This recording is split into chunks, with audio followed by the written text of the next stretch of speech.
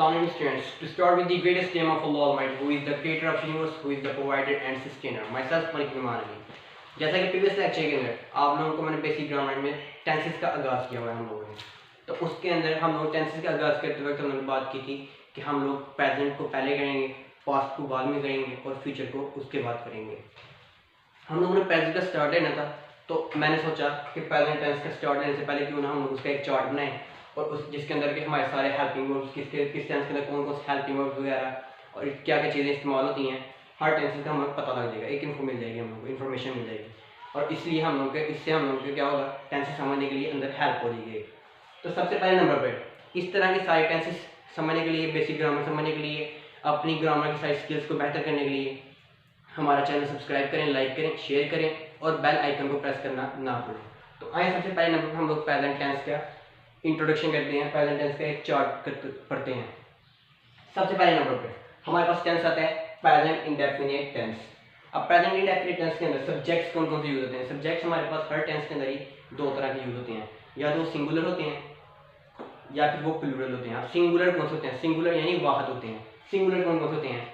Singular होते हैं ही, she, it या फिर कोई वाहद नाम, जैसे मैं कह देता हूँ कोई कुर्सी है, कोई चेयर है, कोई टेबल मेज है, ये यानी एक चीज़ का नाम है हम लोग, तो वो सिंगुलर में आ जाती है हमारे पास।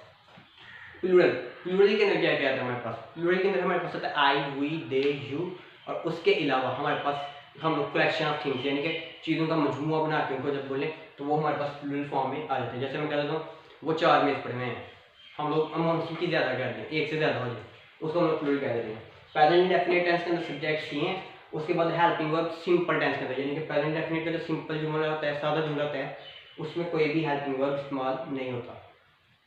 इसके अंदर फॉर्म्स ऑफ वर्ब कौन सी इस्तेमाल होती हैं? हमारे पास वर्ब की मेन फॉर्म कौन सी इस्तेमाल होती है? हमारे पास वर्ब की फॉर्म यूज होती है फर्स्ट फॉर्म।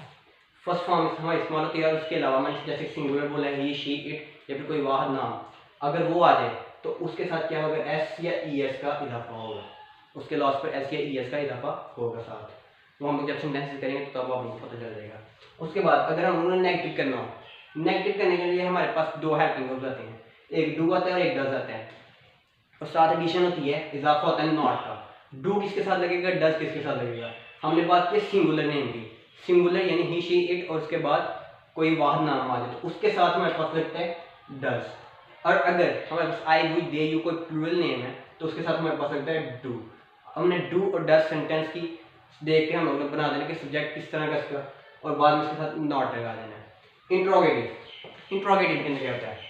इंट्रोगेटिव के अंदर होता है कि डू और डज जो होता है सब्जेक्ट से पहले लगाते थे हम लोग, मतलब जुमले के शुरू में हम लोग डू और डज का इजाफा कर देते हैं, डू और डज को लगा देते हैं और फिक्रे के आखिर के अंदर हमारे पास एक इंपॉर्टेंट बात होती है क्वेश्चन मार्क लगाना, हम लोग सवाल निशान जरूरी लगाना होता है। ये होगा हमारे पास प्रेजेंट इंडेफिनिट। उसके बाद प्रेजेंट कॉन्टिन्यूअस के अंदर क्या होता है? प्रेजेंट कॉन्टिन्यूअस के अंदर भी सब्जेक्ट सेम होते हैं, सिंगुलर और प्लूरल होते हैं, लेकिन इसके अंदर हेल्पिंग वर्ब सिंपल सेंटेंसेस के अंदर भी आते हैं। अब सिंपल सेंटेंसेस के अंदर हेल्पिंग वर्ब्स कौन कौन से आते हैं? इज, एम और आर। इज हम लोग लगाते हैं सिंगुलर के साथ, ही, शी, इट या फिर किसी वाहद जगह के साथ या वाहद नाम के साथ। एम, एम हम लोग प्लूरल में से आई के साथ लगाते हैं, सिर्फ हम लोग एम का हम लोग को पता होना चाहिए कि सिर्फ और सिर्फ आई के साथ लगता है। उसके बाद आर लगता है हमारा प्लूरल, आई हमारे दे, वी के साथ हमारे साथ, ये यू के साथ, प्लूरल के साथ आर लग जाता है। उसके बाद हमारे जो फॉर्म्स ऑफ वर्ब इसके अंदर कौन सी इस्तेमाल की हैं? इसके अंदर पहली फॉर्म इस्तेमाल की, फर्स्ट फॉर्म इस्तेमाल की है, साथ में आई एन जी का इजाफा होता है, ठीक है। उसके बाद जब हम लोग इसका नेगेटिव बनाना हो तो इज, एम, आर और साथ में उसी तरह से जिस तरह से प्रेजेंट डेफिनेट होगा, इज, एम, आर के बाद हेल्पिंग वर्ब के बाद हम लोग नॉट का इजाफा कर देंगे। उसके बाद हम लोग आते हैं इसके इंट्रोगेटिव में।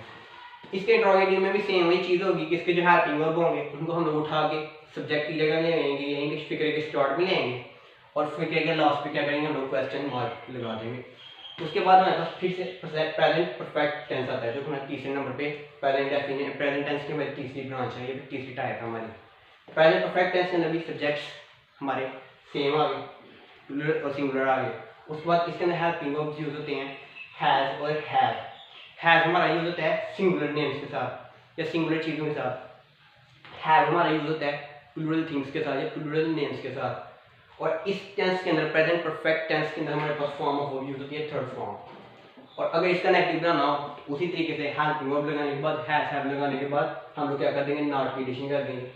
और अगर इसी का सवाल बनाना हो तो हम लोग क्या करेंगे, हैज़ और हैव को फिक्रे के शुरू में लिख लेंगे हेल्पिंग वर्ब्स को, और लास्ट पर क्वेश्चन मार्क लगा लेंगे। उसके बाद लास्ट पर हमारे पास प्रेजेंट टेंस की जो टाइप आती है वो है प्रेजेंट परफेक्ट कॉन्टिन्यूअस टेंस। इसकी हमारे पास सब्जेक्ट्स हैं जो वो भी सेम है।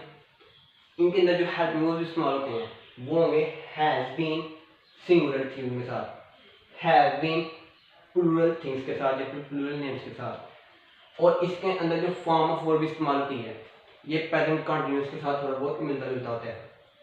फर्स्ट फॉर्म इस्तेमाल होती है इसकी, और साथ में इसके अंदर भी आईएनजी का इजाफा होता है। कंफ्यूज नहीं होना कि प्रेजेंट कंटिन्यूअस के अंदर भी फर्स्ट फॉर्म और आईएनजी लग रहा है, इसके अंदर भी फर्स्ट फॉर्म और आईएनजी लग रहा है। इसका नाम है प्रेजेंट परफेक्ट कंटिन्यूअस टेंस। ये प्रेजेंट परफेक्ट से भी थोड़ा बहुत मिलता है और प्रेजेंट कंटिन्यूअस से भी थोड़ा मिलता है। जिस तरह से present perfect help verb has have, यहाँ पे हैज हैव है के साथ बीन लग गया, इधर प्रेजेंट कंटिन्यूअस की तरह फर्स्ट फॉर्म और आईएनजी का इजाफा होगा। उसके बाद इसके अंदर भी जब हम लोगों ने एक्टिव करना है तो हैज हैव को हम लोगों ने लिख लेना है, हैज हैव के बाद हम लोगों ने नॉट, और उसके बाद इधर जो एडिशन होगी वो भी बीन की, हैज हैव लगाना है, उसके बाद नॉट लगाना है, और फिर बाद में बीन भी हम लोगों ने लिखना है।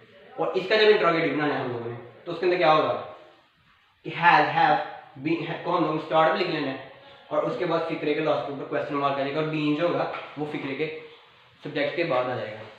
इसके बाद हमारे पास कुछ अहम नोट है, यानी कि हम लोगों को पता होना चाहिए थोड़ा बहुत। हमारे पास सिंगुलर, मैंने सिंगुलर की बात की, सिंगुलर कौन कौन से हैं हम लोग एक बार थोड़ा सा रिव्यू लेते हैं।